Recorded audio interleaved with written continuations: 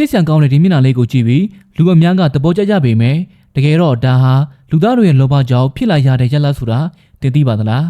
ကြားဖြူဆိုတာတဘာဝတော်ထဲမှာပဲမြင်တွေ့ရဖို့အလွန်ခဲခြင်းတဲ့တော်မျိုးပါ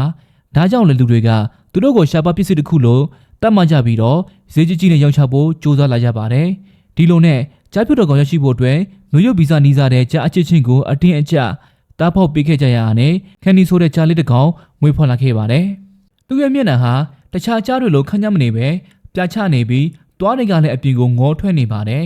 ဒါဟာအလှပတစ်ခုကြောင့်မဟုတ်ပဲအင်ပရက်တီလုံးခေါ်တဲ့မျိုးရိုးနီးစပ်ရုံတော်ချင်းကြောင့်ဖြစ်လာတဲ့ကြောက်စရာကောင်းတဲ့မျိုးရိုးချွင်ချက်တစ်ခုပါပဲလူတွေကသူ့ကိုဒရောင်းစင်တုံရှိတဲ့ကြားလို့ချစ်စနိုးခေါ်ကြပေမဲ့တကယ်တော့သူဟာလူသားတွေရဲ့စီမက်ကံမဲ့မွေးမြူရေးစနစ်ကြောင့်ခန္ဓာကိုယ်ပိုင်းဆိုင်ရာဝေဒနာကိုတက်တက်လုံးခံစားသွားခဲ့ရတာပါကံကောင်းတဲ့တစ်ခုကတော့သူ့ကိုတားပေါက်ခဲ့တဲ့သူတွေကအမိုက်လိုဖြစ်မထားပဲ Tropidite Crate Wildlife Refuge ဘေးမဲ့တောကေဟာကယ်တင်နိုင်ခဲ့တာပါအဲ့ဒီမှာခန်နီဟာသူ့ရဲ့ပုံမှန်မဟုတ်တဲ့ရုပ်သွင်းကိုဂီးမဆိုင်တဲ့တငယ်ချင်းတွေသူ့ကိုတကယ်ချစ်တဲ့ပြည်သူဆော့ရှော့သူတွေနဲ့အတူပျော်ပျော်ရွှင်ရွှင်နေထိုင်သွားနိုင်ခဲ့ပါတယ်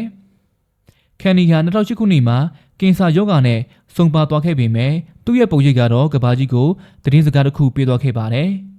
အဲ့ဒါကတော့တရိတ်ဆန်တွေကလူတွေရဲ့ဖြိုပြင်းခြင်းနဲ့စီးပွားရေးအတွက်ထုတ်ကုန်တစ်ခုမဟုတ်ပါဘူးပြီးတော့တဘာဝတရားကိုစန့်ကျင်ပြီးမျိုးနှောတာတွေဟာတတဝါလေးတွေအတွက်ငရဲကြသလိုခံစားကြရပါတယ်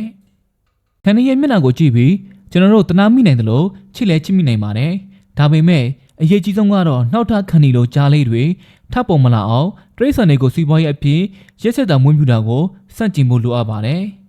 သူ့ရဲ့ထူးခြားတဲ့မျက်နှာလေးကကျွန်တော်တို့ကိုတစ်ခုပဲသတိပေးနေပါတယ်အဲ့ဒါကတော့တဘာဝတရားကိုခွဲစိတ်ပြုပြင်ဖို့မကြိုးစားပါနဲ့